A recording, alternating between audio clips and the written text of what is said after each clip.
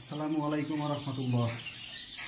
আজকে আমি আপনাদের মাঝে আমার মুরগির বাচ্চাগুলো আমি কিভাবে বিক্রি করার আগ পর্যন্ত লালন পালন করি, জিরো বয়স থেকে নিয়ে শুরু করে, যেমন এই হচ্ছে আমার ইনকিউবেটর থেকে নিয়ে শুরু করে আমি বাচ্চাগুলোকে বাজারজাতকরণ পর্যন্ত কিভাবে রাখি, কোন উপায়ে রাখি, এবং আমার বিক্রির যে ছোটোখাটো কৌশলগুলো আছে সেই কৌশলগুলো আপনাদের মাঝে আমি শেয়ার করব।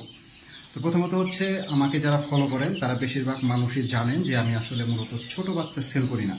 ধরেন জিরো বাচ্চা অথবা 15 দিনের এরকমের বাচ্চা আমি আসলে সেল করি না। আমি মিনিমাম হচ্ছে 1 মাস বয়স করে তারপরে সেল করি। এর কিছু কারণ আছে, সেই কারণগুলো আমি ভিডিওর মাঝখানে বলার চেষ্টা করব। তো প্রথমত হচ্ছে, আমি আপনাদের ছোট বয়সের বাচ্চা থেকে নিয়ে শুরু করি, যে কীভাবে আমি হচ্ছে জিরো বয়স থেকে নিয়ে শুরু করে একদম বাচ্চা আমি যে বাজারে বিক্রি করা পর্যন্ত, বাজার বলতে আসলে অনলাইন বিজনেস যেটাকে বলা হয়, অনলাইনে বিক্রি করা পর্যন্ত আমি কীভাবে রাখি। তো এই হচ্ছে আমার ব্রুডার, এটা হচ্ছে আমার জিরো বয়সের বাচ্চা। এখানে বাচ্চাগুলো অবশ্য জিরো বয়সের না, এখানে হচ্ছে বাচ্চার বয়সগুলো হচ্ছে আপনার মোটামুটি 8-10 দিনের মতো বয়স হয়েছে। তো এই ব্রুডারে মূলত বাচ্চা থাকবে হচ্ছে 15 দিন পর্যন্ত। আমি প্রথমে যে ব্রুডারটা রাখি, এখানে হচ্ছে 15 দিন পর্যন্ত রাখি। তো এই 15 দিন বয়স যখন এটা হয়ে যায়, তখন আমি এইখান থেকে বাচ্চাগুলোকে, এই হচ্ছে বাচ্চা, এখানে হচ্ছে 1 মাস বয়স পর্যন্ত আমি এখানে রাখি। এগুলোর বয়স হচ্ছে এখন 21-22 দিনের মতো বয়স। তো হচ্ছে এইভাবে রাখি। এখানে বাচ্চার পরিমাণ কম, কারণ হচ্ছে আপনার এখান থেকে কিছু বাচ্চা সেল হয়েছে, সেখানে এখানে বাচ্চা কম। তো এখানে আমি আপনাদের আরেকটা কথা বলে রাখি, সেটা হচ্ছে আমার খামারের প্রথম যে হচ্ছে কৌশল, প্রথম কৌশলটা হচ্ছে আমি বাচ্চা উৎপাদনই করি কম। দেখেন, আমার কিন্তু বাচ্চার পরিমাণই কম। দেখেন, অল্প কিছু বাচ্চা আছে। এখানে কয়টা হবে আপনার, আনুমানিক হয়তো 30-35-40টা এরকমের বাচ্চা হবে, এর বেশি বাচ্চা হবে না। তো এই পরিমাণে বাচ্চা আসলে আমি উৎপাদন করি, কারণ আমি সবসময়ই মানে আমার আয়ত্তের ভিতরে রাখি, যাতে আমার কাস্টমারের পেছনে আমার ঘুরতে না হয়, তার আগে যাতে আমার সব কিছু সেল হয়ে যায়, এরকম আর কি। তো এই হলো আমার ব্রুডিংয়ের ঘরের সিস্টেম, যে আমি আসলে ছোট বয়স থেকে নিয়ে শুরু করে এই হচ্ছে 1 মাস বয়স পর্যন্ত আমি ব্রুডার ঘরেই রাখি। এরপরে আমি কোথায় রাখি সেটা আপনাদের আমি দেখাচ্ছি, একটু অপেক্ষা করুন।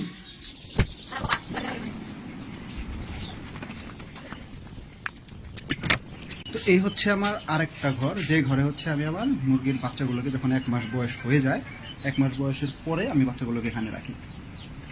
দেখেন, এখানে হচ্ছে আমার এই হচ্ছে আমার 1 মাসের উপরের বয়সের বাচ্চা, এখানে আছে হচ্ছে 1.5 মাস বয়সের উপরের বাচ্চা, এখানে আছে 3 মাস বয়সের উপরের বাচ্চা। আপনারা আবার ভাবতে পারেন যে এত বাচ্চা আসলে তাহলে কি আমার বাচ্চা বিক্রি হয় না? এটা আসলে আপনাদের ভুল ধারণা। আপনারা সবাই জানেন যে আমি কিন্তু রেগুলারই আমার সেল পোস্টগুলো আর হচ্ছে ডেলিভারি পোস্টগুলো হচ্ছে আমি আপলোড করে থাকি। এগুলো হচ্ছে আমি আসলে মূলত সেলই করে হচ্ছে একটু বেশি বয়স করে।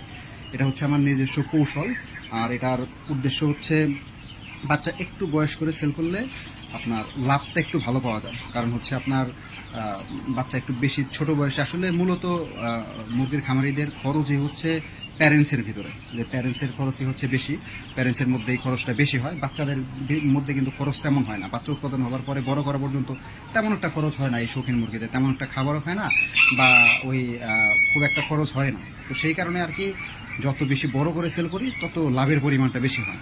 এই জন্য আসলে মূলত বড় করে সেল করি। এখানে দেখেন আমার অনেকগুলোই খাঁচা। এখানে আরেকটা খাঁচা হচ্ছে ফাঁকা পড়ে আছে, তো হচ্ছে ব্যাকআপ হিসেবে রাখছি, যে যদি কোনো কারণে দরকার হয় আমি এখানেও রাখতে পারবো। এটা হচ্ছে আমার আসলে মূলত বাচ্চাগুলো রাখার, যে মোটামুটি এখানে 2.5 মাস বয়স পর্যন্ত এখানে থাকে আর কি। তো এই হলো আমার বাচ্চাগুলোর খাঁচা দেখাইলাম। এখন আপনাদের আমি আমার বড় মুরগিগুলোকে দেখাই।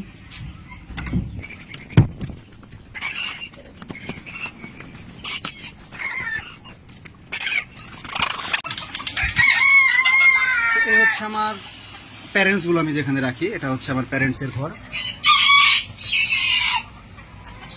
এখানে আমার বিভিন্ন জাতের প্যারেন্টসের স্টক। এখানেও কিন্তু আমার অনেকগুলো খাঁচা আছে। দেখেন, এখানে অনেকগুলো খাঁচা আছে। এখানেও প্রায় 4-5টা খাঁচা আছে। এই পাশেও আছে 4-5টা খাঁচা। দেখেন, এই পাশেও আছে, এই পাশেও আছে খাঁচা। তো এই হলো আমার প্যারেন্টসগুলো। দেখেন, এই হচ্ছে আমার ব্ল্যাক টেল, জাপানিজ বেনথাম, এই হলো কিছু মুরগি। এই হচ্ছে আমার বাপ পলিশ কাপগুলো, এই হচ্ছে আমার বাপ কুচিন, এই হচ্ছে আমার সুলতানগুলো। তো কথা হচ্ছে, আসলে যখন আমি যে আপনাদের যে কিছুক্ষণ আগে যে একটা ঘর দেখাইলাম, যেখানে আমার ছোট বাচ্চাগুলো থাকে, ওইখান থেকেও যদি কিছু বাচ্চা বেঁচে যায়, মানে বিক্রি করা হইলো না কোনো কারণে, 2-4-5টা বাচ্চা থেকে গেল, তাহলে আমি এখানে রাখি। দেখেন এখানেও কিছু বাচ্চা আছে, ওইখানেও কিছু বাচ্চা আছে। তো এগুলো হচ্ছে আমার মূলত আমার মেন কৌশলটাই হচ্ছে আমার যে বাচ্চাগুলো যে উৎপাদন হয় সেগুলো যাতে আমি রাখতে পারি ঠিক মতো, রাখার জায়গা আর কি। তো এগুলো কিন্তু সব এগুলো কিন্তু প্যারেন্টস, এগুলো বাচ্চা রাখার জন্য না, এগুলো এখানে সবগুলো প্যারেন্টস আছে, ওইখানেও সবগুলো প্যারেন্টস আছে, ওখানেও সবগুলো প্যারেন্টস আছে। তো কথা হচ্ছে যে আসলে মূলত মূল আসলে বিষয় সেটা হচ্ছে যে আমি যে বিষয়টা সবচাইতে বেশি ফলো করি বা যে বিষয়টা সবচাইতে বেশি পরিমাণে আমি প্রাধান্য দিই, সেটা হচ্ছে বাচ্চার উৎপাদনটা আমি প্রথমত কম করি, খুব একটা বাচ্চা উৎপাদন করি না, যে পরিমাণ বাচ্চা উৎপাদন করলে আমি সেল করে দিতে পারি এরকমই রাখি। দ্বিতীয়ত হচ্ছে আমি কি বলে ওইটাকে আপনার বাচ্চা একটু বড় করে সেল করি। আপনি 0 বয়সের বাচ্চা সেল করলে আমার খামারে বাচ্চা থাকবে না। আমি যদি 0 বয়সের বাচ্চা সেল করি, আমার খামারের বাচ্চা উৎপাদন হবার কিছুদিনের মধ্যেই সেল হয়ে যাবে। তো দেখা যাবে যে আমার খামার একদমই এই যে এত কিছু দেখাইলাম, এত কিছুর কোনোটাই আমার প্রয়োজন হবে না আমি যদি 0 বাচ্চা সেল করি। আমার আসলে মূলত লাভটা একটু বেশি করার উদ্দেশ্যেই হচ্ছে আমার এত মানে ছোট বয়সের বাচ্চা রাখার যে ব্যবস্থাপনাগুলো করা, সেটা করার উদ্দেশ্য হচ্ছে বাচ্চাগুলো একটু বড় করে সেল করব এবং লাভটা বেশি করব, এটা হচ্ছে আমার মূল উদ্দেশ্য। তো আপনারা চাইলে যারা হচ্ছে মূলত খামার শুরু করবেন, তারা এই ধরনের পরিকল্পনা করেই শুরু করবেন, তাহলে আপনাদের হচ্ছে বিপদে পড়তে হবে না। আপনারা যথেষ্ট পরিমাণ জায়গা রাখবেন বাচ্চা রাখার জন্য। আমার কিন্তু প্যারেন্টসের জায়গা কিন্তু খুবই কম। দেখেন আমার প্যারেন্টসগুলো কিন্তু শুধু এখানে ওই দিকে দেখতেছেন 3-4টা, এখানে 3-4টা, আর এখানে আছে কিছু, এগুলো হচ্ছে আমার প্যারেন্টস রাখার জন্য এই অল্প কিছু জায়গায় হচ্ছে প্যারেন্টস রাখি। আমার প্যারেন্টস রাখার থেকে আমার হচ্ছে মূলত বাচ্চা রাখার জায়গায় বেশি। এটার উদ্দেশ্যই এটা, যাতে আমি বাচ্চা যতটুকুই বড় হোক না কেন আমি যাতে হচ্ছে রাখতে পারি ঠিকমতো।